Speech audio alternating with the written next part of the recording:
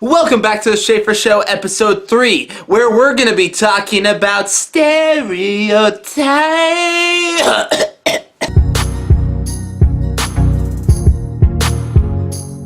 Specifically, we're going to be talking about Kansas stereotypes. Why in the world are you discussing Kansas stereotypes? Out of all the states, you choose Kansas to make a video about? Well, I'm glad you asked. I'm from Kansas and I know exactly what everyone else around the country thinks about us and other Midwesterners. And I wanted to share that with you today, but that's going to be a little bit later on. Since I'm from Kansas, let's discuss why in the world I have a Packers flag in the background of my video. And really the answer to that is just because my parents were born and raised there, so I was simply just born into the family of cheeseheads. But if you took a look into our house, you would never realize how big of Packer fans we truly are.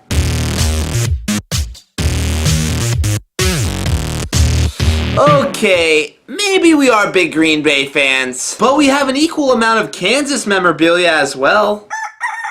Okay, maybe we don't have as much Kansas stuff as I thought we did, but we are known for Percy Alley, Barry Sanders, Eric Stonestreet, Paul Rudd, Rob Riggle, Annette Bening, Martina McBride, Scott Foley, Buster Keaton, and Amelia freaking Earhart. Those are some famous people with Kansas connections, but let's move on to the actual stereotypes. Stereotype number 1. Everyone from Kansas is a hick.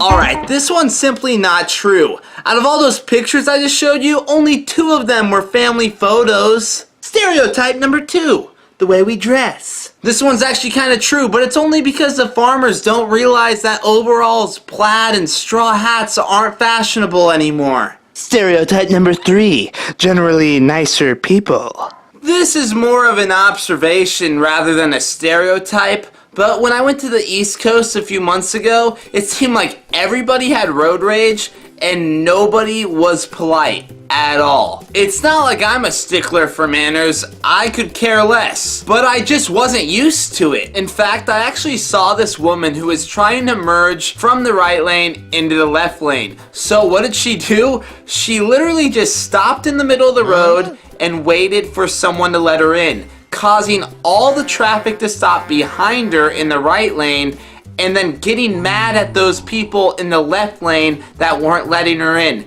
She was literally flipping them off, flailing her arms, cussing, and completely flipping out, and it was hysterical. That woman would highly benefit by living in the Midwest. When you're trying to merge here, we're just like, oh yeah, sure, we'll let you in. We'll even stop and escort you to where you want to go. Stereotype number 4. Hey, I'm down here. Stereotype number 4. Tornadoes. I gotta go, Julia. We got cows. Well, if you ask any Kansan, this one is definitely true. We are in the middle of Tornado Alley for a reason. We get a lot of tornadoes, especially during the months of May to June. Although my town hasn't been hit by any tornadoes while I've lived at this house, there have definitely been a ton that have hit counties right next to ours with F4s or F5s that have totally decimated the entire area. So, Tornado Alley really does live up to its name. Number 5.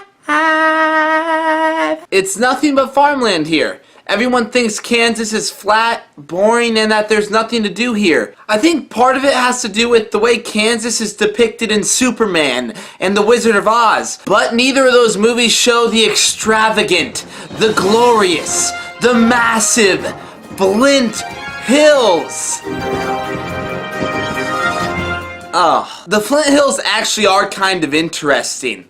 As you may or may not know, Kansas, along with a lot of the Midwest, was underwater 250 million years ago during the Permian period. So if you're ever in need of any prehistoric sea creature fossils, or for some reason you need a ton of shale or limestone, then visit the Flint Hills. But yeah, besides the suburbs and the Flint Hills, Superman and the Wizard of Oz actually got it right.